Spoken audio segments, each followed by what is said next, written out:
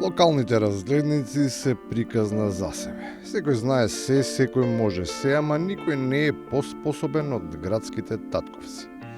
Нив изгледа некоја специјална мајка ги раѓа што во нив се собрани сите можни квалитети на светот. Градоначалникот е, како да кажам, стручнjak за се, и за медицина, и за менеджмент на човечки ресурси, и за води, и за почва, и за урбанизам, за се. За се. Такво нешто, такво чудо нема. Нема да има, да. И што полоши не се ниту советниците. Кој знае колку се тие импресионирани од себе и собствените говори и излагања, што ми имаат сериозни забелешки ако тие не бидат забележани, стенографирани и дословно објавени во целост. Јас барам да се повлече овој записник и да ни испратите нов, без изоставување на искажаните зборови од моја страна по однос на амандманите кои што ви кажам. Значи целосно и интегрално да биде напишано тоа што јас сум го кажал. Се е во ред и секоја желба односно барање може би треба да биде прифатено, ама ако за тоа постојат сериозни аргументи. Сепак, не смее да се има разбирање, ако освен непотребното тормозење. Представката говори за ниското ниво на еколошка свест.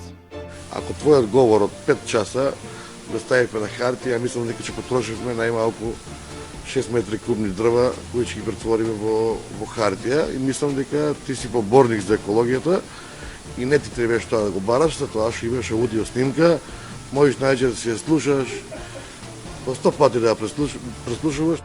Освен овие комични ситуации, не недостигаат и вистински драмски моменти. Жештената атмосфера не може никако да се смири. Дофрлувањата не престануваат.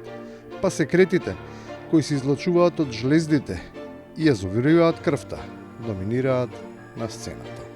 Имате право на 1 минут, веќе 15 секунди помина. Искористете си го времето. Не се јави за збор, се јави за реплика на Елена Божиновска-Доцевска. И немој да ми суфлирате. Пауза од 15 минути да си ги смирите хормоните.